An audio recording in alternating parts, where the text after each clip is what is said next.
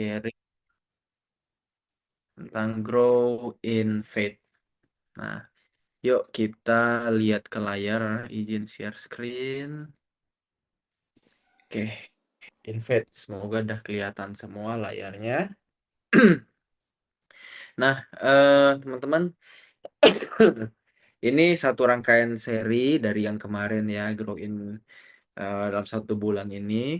Nah, bicara grow in faith, teman-teman, sebenarnya mungkin kita semua udah punya konsep dasar ya tentang apa itu iman, apa itu percaya, yang artinya sebenarnya nyerahin diri ya, kesediaan buat nyerahin diri atau ketertundukan sama kehendak Allah gitu kan. Nah, tapi hari ini aku mau coba lebih apa ya, mungkin lebih spesifik bahas isu tentang pertumbuhan iman, tentang dinamikanya sih. Jadi nggak tentang konsep dasarnya lagi karena pasti aku yakin teman-teman semua udah tahu dan cukup khatam gitu ya. Tapi ada satu dinamika iman yang mungkin menurut aku perlu untuk dibahas dan penting untuk dibahas terutama buat kita di kalangan anak muda gitu ya. Tadi sore baru nggak tahu habis nyiapin khotbah ini pas ada datang mahasiswa satu ya umurnya mungkin mau 20-an lah kali ya, sama kayak sebagian besar di antara kita gitu lah kan, kayak aku, Koabet gitu 20-an kita ya. Thomas gitu kan kita ya sekitar umur-umur kita lah gitu kan ya nggak, datang gitu dia nanya aduh, iman aku kok kayaknya hilang ya, kok kayaknya aku tuh meragukan Tuhan ya, kok kayak jadi susah buat percaya Tuhan kayak dulu gitu loh, makin belajar tuh kayak aku tuh makin bingung dan sebagainya gitu. Nah, em, apa yang dia sampaikan itu menurut aku, waduh, ini memang pergumulan yang bukan hanya dialami oleh mahasiswa-mahasiswa teologi, kayaknya semua orang tuh akan mengalami. Bedanya mungkin pertumbuhan iman orang yang nggak belajar teologi secara langsung, mungkin nggak terganggu sama pemikiran-pemikiran yang banyak begitu ya, yang disruptif gitu kan, yang sangat mengganggu kadang-kadang. Tapi mungkin lewat pengalaman sehari-hari, ketika Allah versi yang kita pikirin beda sama Allah yang menyediakan kejadian-kejadian yang terjadi di depan kita, itu bisa bikin iman kita tuh goyang sama Tuhan. Itu bisa bikin kita mempertanyakan keputusannya Tuhan. Karena harus jujur teman-teman, mudah untuk menerima kebaikan Tuhan, tapi sulit untuk menerima keputusan Tuhan yang berat bagi kita. Nah, jadi malam ini mungkin aku mau sharing lebih spesifik tentang bagaimana sih dinamika pertumbuhan iman gitu ya. Nah, ini aku ambil ya dari satu teks Alkitab, Roma pasal 1 ayat 17. Roma pasal 1 ayat 17 yang bunyinya, sebab di dalamnya nyata kebenaran Allah yang bertolak dari iman dan memimpin kepada iman, seperti ada tertulis, orang benar akan hidup oleh iman. Teman-teman, ketika kita sampai ke frasa dari iman dan memimpin kepada iman, ini berarti secara implisit nih teman-teman, iman itu adalah penurutan akan Allah yang terus bergerak. Dengan kata lain, iman itu sesuatu yang terus bertumbuh. Nah, masalahnya pertumbuhannya ini adalah pertumbuhan yang tidak bisa dikuantitatifkan gitu ya. Nggak bisa dipatokin, nggak bisa punya ciri-ciri yang jelas dan pasti. Nah, iman itu adalah sebuah hal yang bergerak tapi tidak punya kepastian. Nah, makanya teman-teman, kalau dari ayat tersebut kita bisa bilang begini. Kalau kita ngelihat semua pergerakan teman-teman atau semua pertumbuhan ya yang sifatnya organik, pasti selalu ada ketidakpastian. Pasti selalu ada ketidakpastian. Misalnya katakanlah ya kita lihat mobil yang digerakkan oleh manusia gitu ya. Yang ya oke lah, mesin atau mobil atau pesawat apapun itu, selagi pilotnya, selagi supirnya itu manusia, selalu ada ketidakpastian. Makanya ya kalau di dunia transportasi itu ada semacam persentase kecelakaan, persentase tentang keselamatan itu selalu ada. Ada transportasi yang keselamatannya paling tinggi rate-nya yaitu pesawat ya kan. Yang paling rendah ya belum tahu apa ya gitu ya. Tapi yang jelas mungkin sepeda motor gitu ya, karena sepeda motor itu banyak masalahnya gitu kan. Eh, Ngantuk aja jatuh sendiri pun bisa ya kan. Nah, itu apa namanya? Rating soal keselamatan ya, teman-teman ya. Artinya gini loh, segala sesuatu yang masih organik bergeraknya, pasti ada ketidakpastian. Beda sama kalau yang gerakin tuh misalnya AI atau robot gitu ya. Itu udah bisa dipastiin bahwa ya segini ukurannya. Nggak mungkin dia bergeser gitu loh. Dia udah punya stabilitas tertentu. Tapi kalau pergerakannya organik, itu pasti selalu ada ketidakpastian. Nah, sama seperti iman teman-teman. Kita tarik ke iman ya. Iman itu kan sesuatu yang organik. Iman itu kan sesuatu yang sangat apa ya, sangat alami gitu loh teman-teman. Ada dalam diri manusia dan bahkan nggak bisa tadi dikuantitatifin, nggak bisa disaklekin gitu ya, nggak bisa diprediksi. Makanya kita bisa bilang begini teman-teman. Berangkat dari ayat tadi, di mana ada berangkat dari iman dan memimpin kepada iman. Artinya, pertumbuhan iman itu adalah pertumbuhan yang berada dalam ketidakpastian. Sehingga dia pasti melibatkan keraguan dan pengharapan secara bersamaan. Dia akan melibatkan keraguan dan pengharapan secara bersamaan. Satu sisi, teman-teman, pertumbuhan iman itu pasti didahului sama keraguan. Itu udah pasti. Tapi, iman bisa tetap bertumbuh kalau masih ada pengharapan.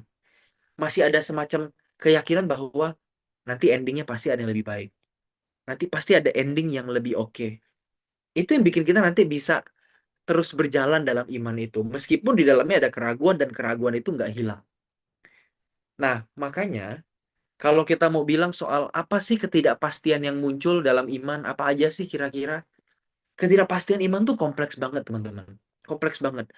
Pertama-tama kalau kita lihat, dimensi ketidakpastian iman itu muncul dari pengetahuan kita akan Allah. Itu tuh nggak pernah pasti. Sekarang coba kita pikir ya. Denominasi mana atau aliran Kristen mana yang punya pengetahuan yang paling benar tentang Allah? Nggak ada yang bisa bilang begitu. Nggak ada yang bisa mengklaim bahwa kamilah yang punya keseluruhan kebenaran pengetahuan akan Allah. Pasti nggak ada yang berani. Kenapa? Karena masing-masing hanya bisa mengetahui Allah secara parsial. Hanya bisa dari jendelanya masing-masing. Sama kayak misalnya kita, ya mungkin udah pernah ini ya, udah pernah lihat atau udah pernah dengar ilustrasi soal gajah. Ada tiga orang buta yang megang gajah. Ada yang megang gading, ada yang megang buntut, ada yang megang kaki. Orang buta pertama pegang gading bilang, oh gajah tuh keras. Orang buta kedua pegang gajah buntutnya, dia bilang gajah itu lentur. Orang ketiga pegang kaki gajah, dia bilang gajah itu adalah sosok yang keras dan tinggi begitu. Nah, masing-masing orang buta itu hanya bisa melihat, hanya bisa meraba apa yang mampu dia raba. Sama kayak kita, teman-teman. Dalam kita beriman, teman-teman, pengetahuan kita dari sisi pengetahuan lu nih ya, doktrin, ajaran begitu ya, itu tuh nggak pernah pasti. Nggak pernah ada sebuah finalitas dan keutuhan di mana kita bisa bilang, iya, aku udah cukup mengenal Allah. Nggak bisa faktanya. Dan Paulus pun sudah mengakui bahwa ketika kita masih hidup di dunia ini, kita hanya bisa melihat Allah tuh secara samar-samar. Kita hanya melihat seperti di depan kaca. Tapi kalau suatu hari kita berjumpa dengan Allah, kita bisa melihat sepenuhnya. Nah, itu artinya apa, teman-teman? Dari sisi pengetahuan, kita sangat terbatas tentang Allah. Itulah sebabnya kalau kita bilang kita beriman pada Allah, yang kita landaskan dari pengajaran atau doktrin yang kita dengar, artinya iman yang kita lahirkan itu juga adalah iman yang terbatas sebenarnya. Berdasarkan apa yang kita tahu dengan kacamata dan lensa kita. Itu yang pertama. Ketidakpastian iman itu terletak di pengetahuan kita. Yang kedua, ketidakpastian iman itu terletak di keputusan yang kita ambil. Waktu kita yakin banget itu dalam tuntunan Roh Kudus, kita yakin nih, kayaknya Roh Kudus yang pimpin nih. Tapi yakin nggak teman-teman? Tetap ada ketegangan dan tanya ketika kita menjalani keputusan itu. Gak usah jauh-jauh deh. Kan nanti katanya Agustus nih Thomas mau nikah ya kan. Nah, Ko Abed kan juga udah nikah dan bentar lagi punya anak nih gitu ya. Nah, kita kan semua pasti mengalami kayak fase-fase di mana aku mau menikah, aku mau punya anak, aku mau ini, mau itu gitu ya. Ketika kita yakin ini nggak bertentangan sama kebenaran nih ya kan, kita hidup dalam kebenaran, ini nggak bertentangan sama firman. Ketika kita jalanin, tetap ada ketegangan dan ada semacam tanda tanya. Ih, bener nggak ya? Ih, yakin nggak ya? Selalu ada tuh. Nah, itu berarti apa? Meskipun kita meyakini apa yang kita jalanin, tapi keyakinan itu pun dibentuk dalam situasi yang terbatas juga. Situasi yang terbatas. Artinya Kita nggak pernah tahu apa yang akan terjadi dengan keputusan kita, apa endingnya, tapi kita jalanin itu dalam keyakinan aja gitu. Nah, itu artinya sebenarnya keputusan yang kita ambil meskipun dalam tuntunan roh tetap membuat ketidakpastian. Ya akhirnya membuat kita harus berani berjalan. Makanya teman-teman, kalau kalau rasa takut itu sebenarnya lawannya itu bukan berani. Rasa takut itu atau kebingungan, rasa tanya itu bukan keberanian dan kepastian lawan katanya. Solusi atau lawan katanya adalah kebergantungan. Terhadap hal yang kita pertanyakan seringkali kan kita pengen lah dapat jawabannya gitu ya. Nggak bisa. Mau cari kepastian juga nggak bisa. Sebenarnya kuncinya tuh bukan kepastian dan keberanian, tapi kebergantungan. Makanya iman itu bukan memastikan sesuatu, tapi bergantung pada Allah dalam menjalani sesuatu. Nah, makanya ini letak yang kedua ya. Kenapa akhirnya keputusan kita pun jadi salah satu bagian yang meskipun kita ambil dalam iman, itu juga membuat ketidakpastian. Kenapa ya? Karena keputusan kita ambil dalam keyakinan yang terbatas juga. Nah, yang ketiga teman-teman, bahkan di Trisula iman Kristen nih, ya, ya kalau orang jadi Kristen nih, ini tiga hal paling penting nih. Tiga hal itu pun memuat hal yang masih nggak pasti juga. Iman, pengharapan, dan kasih. Iman udah jelas. Tadi kita udah jelasin panjang lebar. Iman itu kan kepercayaan yang berangkat dari doktrin, pengetahuan kita kan. Sehingga kita percaya, kita mau ambil keputusan ikut Yesus. Nah, itu kan terbatas. Dan bukan hanya terbatas, tapi juga parsial. Kita hanya bisa melihat dari sudut pandang kita, dan itu pun dari sudut pandang yang sudah dibatasi juga gitu loh. Ya kan? Jadi iman itu satu sisi udah ya pasti udah nggak pasti. Meskipun kita percaya ya, iman tuh sesuatu hal yang kita yakini, kita percaya. Tapi pada dirinya sendiri, teman-teman, iman itu memuat ketidakpastian. Itu pertama. Karena tadi, iman kita itu selalu bisa terus bergerak, ya. Dari sisi pengetahuan juga nanti bisa dilengkapi lagi, bisa bertambah lagi, gitu kan. Nah, itu artinya ada ketidakpastian, ada dinamisitas di situ. Kedua, pengharapan. Ini juga hal yang penting dalam kekristenan. Tapi yang namanya pengharapan, ya udah pasti nggak pasti gitu kan. Bisa iya, bisa enggak gitu kan. Namanya diharapin ya. Meskipun bagi kita di Kristen, pengharapan yang kita pegang, misalnya kedatangan Tuhan Yesus kedua kali, itu suatu hal yang pasti. Tapi sekali lagi, kalau kita diminta, mana bukti nyatanya pengharapanmu itu? Ya kita hanya bisa bilang, ya namanya pengharapan nggak dilihat, nggak ada bukti. Betul kan? Sama Ibrani 12 katakan, iman adalah bukti segala sesuatu yang kita tidak pernah kita lihat. Jadi pengharapan itu juga salah satu bukti di mana kita itu belum melihat tapi kita jalan. Itu pengharapan. Dan terakhir kasih. Kasih juga satu hal yang nggak pasti. Kenapa? Karena ketika kita mengasihi orang, menunjukkan kasih, belum tentu kasih yang sama akan berbalik pada kita. Kita belum tentu merasakan kasih yang sama. Maka sebenarnya teman-teman, di tiga hal ini yang menjadi trisula iman Kristen ya, tiga hal penting dalam iman Kristen, secara implisit sebenarnya memuat ketidakpastian juga. Dan gak statis tiga hal itu. Sebuah hal yang terus bergerak dan bentuknya beda-beda di sebagian tempat. Apa yang kasih di fase tertentu belum tentu kasih di yang akan datang gitu kan.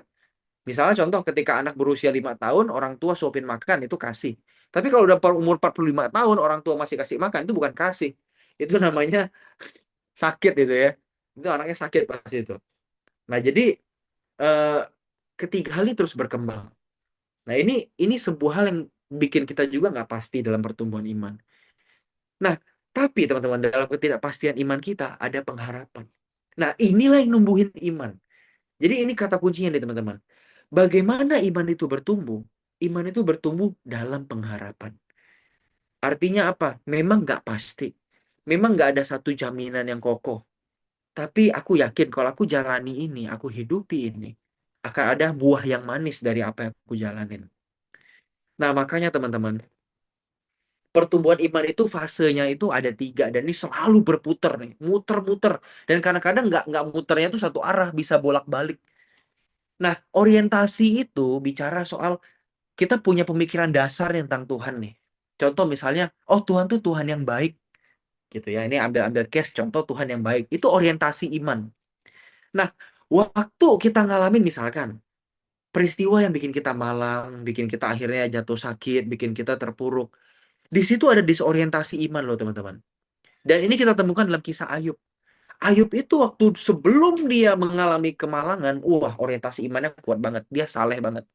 Tapi ketika dia udah kena tiga hal yang paling eksistensial dalam hidup dia, hilang keluarga, hilang harta, hilang kesehatan, itu hal paling penting dalam hidup manusia, tiga hal.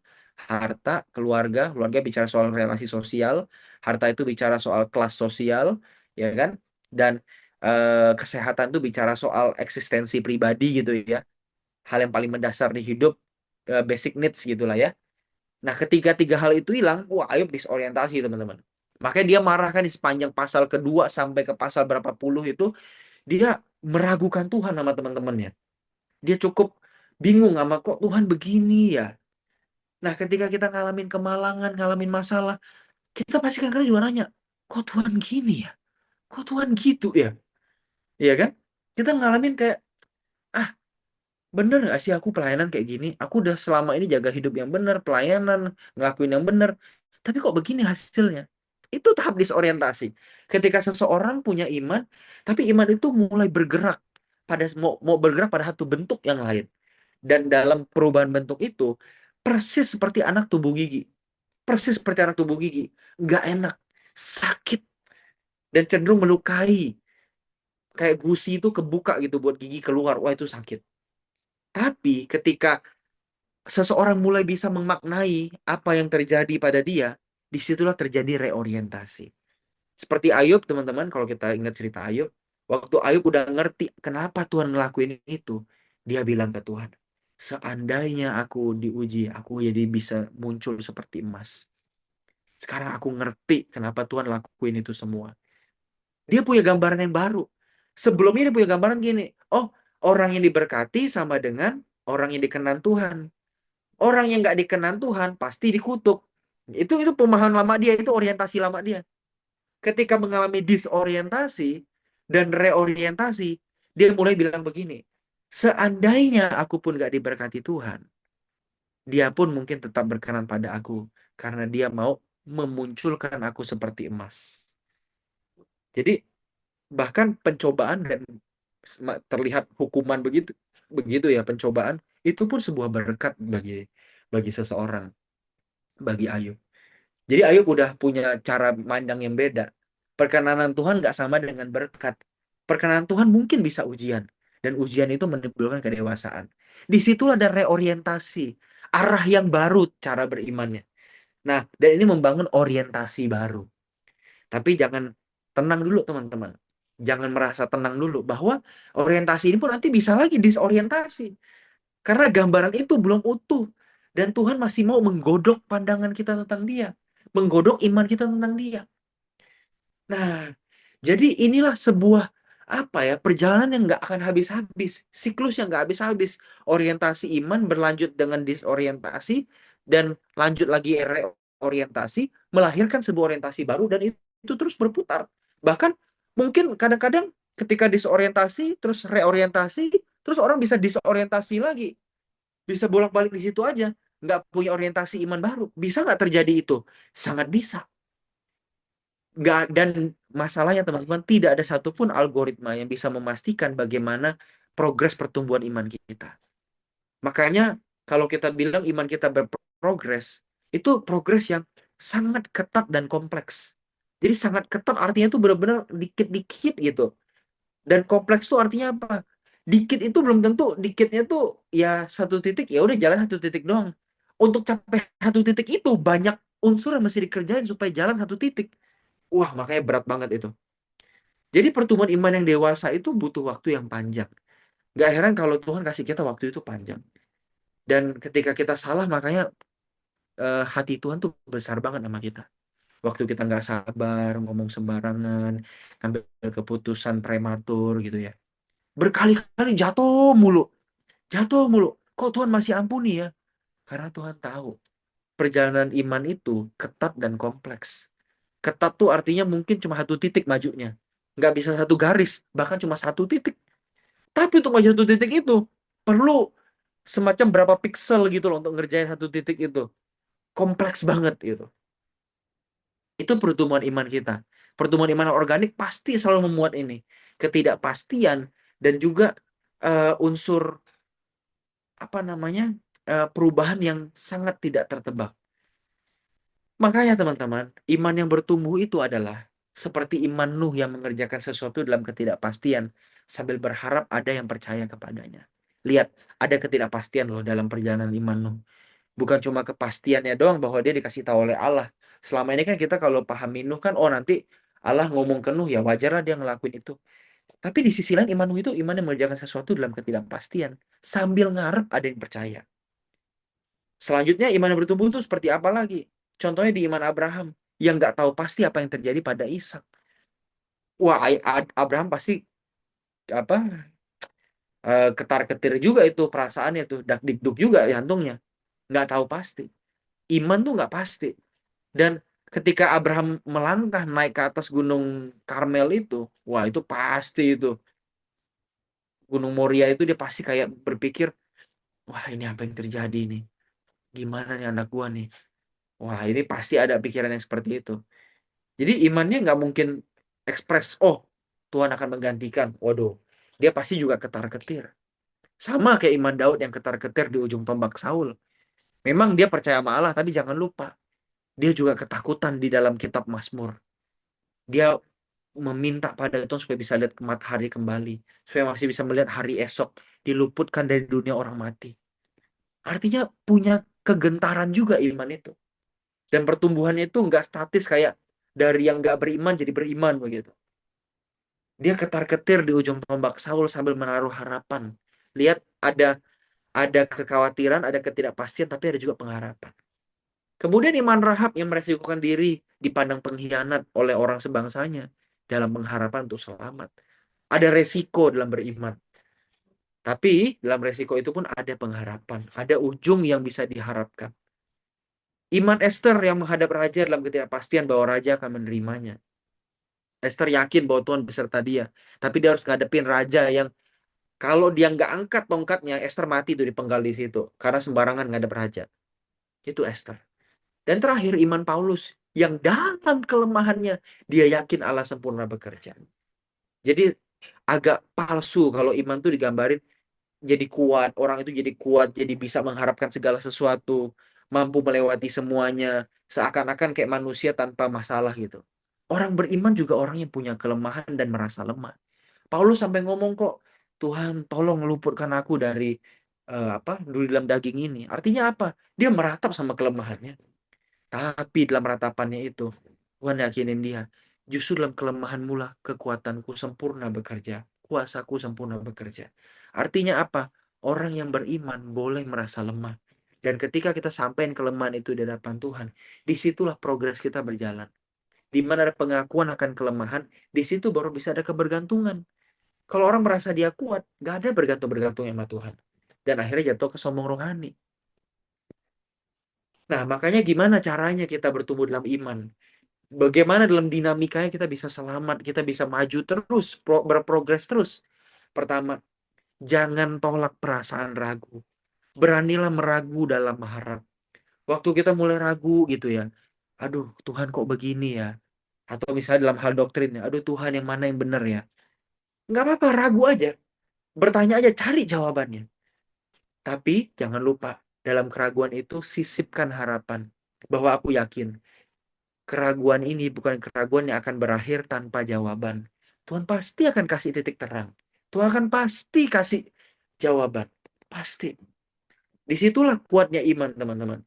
Di mana iman itu bisa lahir atau bisa berjalan dalam pengharapan. Ketika cuma ragu doang, memang akhirnya nanti iman bisa mati, bisa nggak bertumbuh. Tapi ketika ada pengharapan, keraguan kita jadi positif, keraguan kita jadi produktif. Kita jadi mencari terus. Makanya kalau ada mungkin misalnya orang-orang ya, kalau anak-anak sekolah Alkitab tuh, yang sekolah di seminari, dia ragu sama Tuhan. Tapi kalau dia masih nyari, nanya ke dosennya. Nah, itu dia meragu dalam harap. Dia ada usaha buat nyari. Dan itulah bentuk lo konkret dari pengharapan. Bentuk nyata dari pengharapannya dia. Meskipun dia ragu. Yang kedua, tetaplah melangkah meskipun tidak pasti. Tetap jalan. Kadang-kadang ada keputusan yang kita bingung. Aduh, tetap jalan nggak ya? Aku nggak tahu nih mau gimana nih. Kalau kita tahu itu suatu hal yang baik, nggak melanggar firman, Meskipun mungkin kita masih gambling apakah ini kehendak Allah atau tidak. Jalan aja dulu. Jalan aja dulu. Kalau misalnya itu salah, Tuhan akan hentikan langkah kita. Dan kalaupun memang Tuhan gantikan langkah, dari kesalahan kita itu pun kita bisa belajar tentang apa yang harusnya kita ambil di masa mendatang. Dari kesalahan pun kita bisa belajar. Jalan aja dulu. Asal nggak melanggar prinsip keadilan, kebenaran, dan kasih. Kalau emang kita ragu banget, kayak kita mau bingung ya, mau dapat jawaban pasti dulu baru jalan, kadang-kadang nggak bisa teman-teman. Kadang-kadang jalan dulu. Jalan dulu.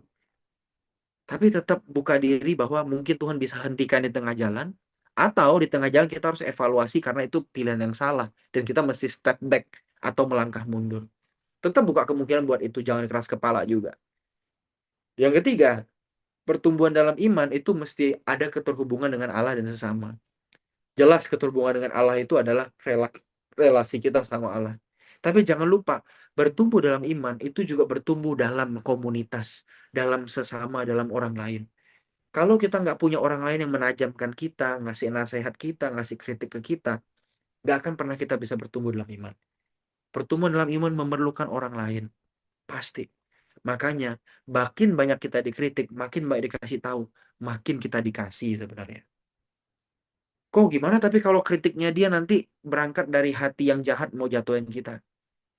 Kalau kita percaya Roma 8 ayat 28, Allah bekerja dalam segala perkara yang diizinkan, termasuk orang yang mau jatuhin kita itu dengan kritiknya, kita percaya ada juga pelajaran yang Tuhan mau kasih lewat kritik itu. Hanya berapa lembut hati kita terima kritik itu. Nah, terus lo terhubung sama Allah dan sesama. Jangan sampai terhubung dengan Allah tapi nggak terhubung sama sesama. Contohnya apa?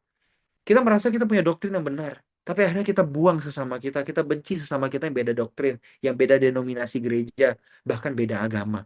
Kita buang. Itu nggak benar. Itu udah pasti kita nggak bertumbuh dalam iman. Orang yang bertumbuh dalam iman terhubung dengan Allah dan sesama. Relasinya dia sama orang yang beda doktrin bagus, relasinya dia sama orang yang beda gereja bagus, relasinya dia sama orang beda agama pun bagus. Bagus. Nggak memandang diri sebagai lebih benar atau lebih baik. Justru malah dia ngelihat orang lain itu semua sebagai saudara yang melengkapi dia. Dia belum tahu banyak tentang Allah. Dia mungkin harus belajar atau dengar dari orang lain. Karena Allah sudah lebih dahulu ada dalam pengalaman orang lain. Dan Allah itu sudah ada dalam dunia ini sebelum dia beragama dan ada bersama dengan Allah. Jadi sebelum kita tuh jadi orang Kristen, teman-teman, dan ngerti tentang kekristenan, kuasa Allah kan dari bumi ini. Dan juga bukan bukan nggak mungkin Allah memberikan wahyu umum pada orang-orang banyak di sekitar kita, ya kan? Nah, kepada mereka juga lah mungkin kita harus belajar. Bagaimana kita menghargai keyakinan lain, doktrin lain, gereja lain. Kita menghargai itu. Karena tanpa mereka kita nggak bisa sampai hari ini. Makanya orang bertumbuh dalam iman, ciri-cirinya pasti relasi sama sesamanya beres.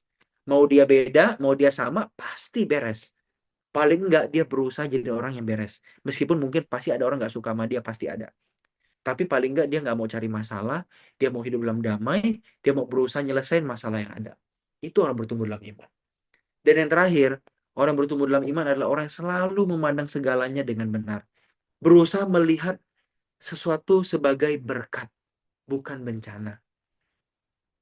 Nah, teman-teman, kalau Anda dan saya seorang anak, bagaimana kita melihat orang tua kita sekarang? Berkat atau bencana? Kalau engkau hari ini punya, kita semua nih, kita punya pacar atau pasangan, hari ini kita lihat dia itu berkat atau bencana. Nah, kalau kita punya teman, dia tuh berkat atau bencana gitu. Yuk kita lihat teman-teman. Kita coba lihat. Jangan kita pandang ini bencana. Jangan kita pandang ini satu hal yang buruk. Kadang-kadang ada berkat dalam bencana.